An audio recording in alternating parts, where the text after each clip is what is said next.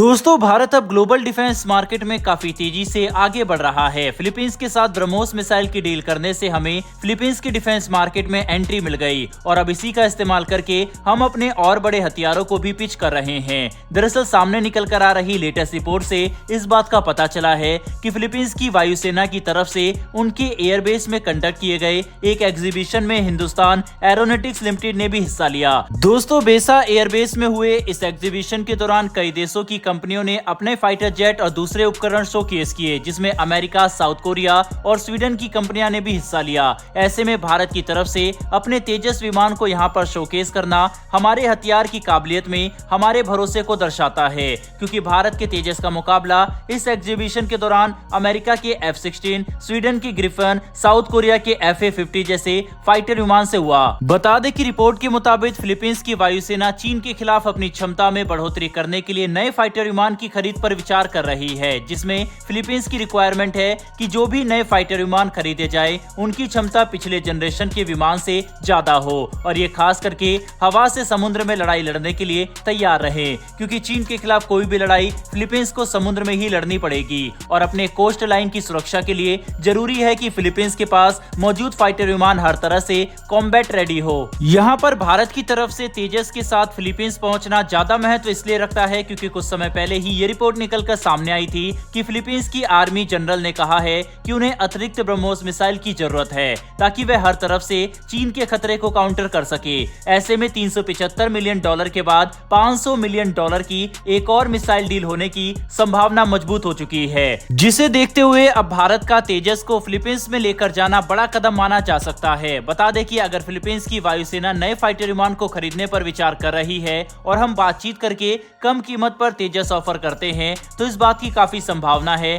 कि Philippines F-16 और Griffin समेत FA-50 जैसे विमान को छोड़कर भारत के तेजस को चुने। सबसे पहले तो तेजस का लेटेस्ट वर्जन अब काफी ज्यादा एडवांस हो चुका है। इसमें पिछले तेजस के मुकाबले दर्जनों अपग्रेड किए गए हैं। ऊपर से इसका कंप्यूटर एल्गोरिथम भी सबसे एडवांस माना जा रहा है।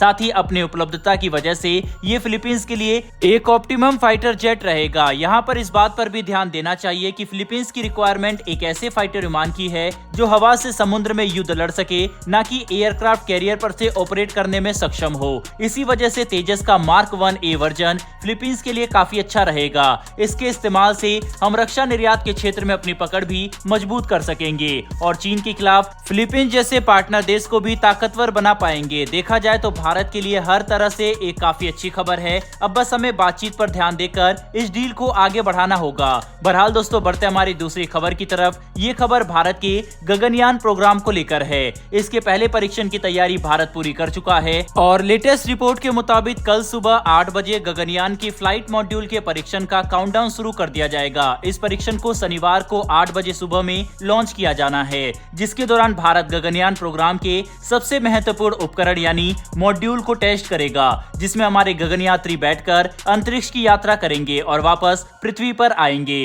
परीक्षण के लिए भारत शनिवार को जब अपने व्हीकल को अंतरिक्ष में लॉन्च करेगा, तब ये फ्लाइट मॉड्यूल कुल मिलाकर 533 सेकंड मतलब 9 मिनट तक टेस्ट किया जाएगा, जिसके दौरान इसे लॉन्च करने से लेकर पृथ्वी पर वापस लाकर पैराशूट खोलने तक का टेस्ट होगा। इस पूरी प्रक्रिया के दौरान इसरो के वैज्ञानिक इस मॉड्यूल पर काफी कड़ी नजर रखेंगे। बता दें कि लॉन्च होने के 60 सेकंड बाद इसका एस्केप सिस्टम और क्रू मॉड्यूल मुख्य रॉकेट से अलग हो जाएंगे, जो 17 किलोमीटर की ऊंचाई पर होगा। इसके बाद परीक्षण में 91 सेकंड होने पर क्रू मॉड्यूल और एस्केप मॉड्यूल भी अलग हो जाएंगे, जिससे हमें पूरे सिस्टम की सटीकता का पता चलेगा।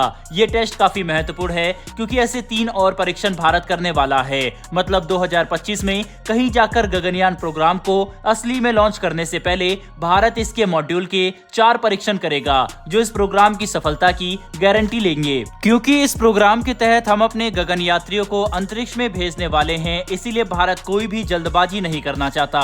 ये परीक्षण एक ऐसे समय पर हो रहा है जब हमारे प्रधानमंत्री ने कुछ समय पहले ही ऐलान किया था कि 2035 तक भारत अंतरिक्ष में अपने स्पेस स्टेशन बना देगा और 2040 तक हम चंद्रमा पर भारतीय एस्ट्रोनॉट को उतार देंगे। कुल मिलाकर समझने की कोशिश करें तो अब ये बात खुलकर कही जा सकती है कि भारत अंतरिक्ष के क्षेत्र में काफी बड़ी महत्वाकांक्षा लेकर काम कर रहा है और हम ये सब कुछ करने के लिए तैयार हैं, जो आज से पहले कोई पश्चिमी देश सोच भी नहीं सकता था कि भारत विज्ञान की इन ऊंचाइयों को हासिल कर लेगा। मिलेगा, जो हर भारतीय के लिए काफी गर्व की बात है। बहरहाल दोस्तों, इस वीडियो में इतना ही, लेकिन भारत के वैज्ञानिकों के लिए कमेंट बॉक्स में एक जय हिंद जरूर लिखिएगा। फिर मिलेंगे ऐसी एक नई वीडियो के साथ। धन्यवाद।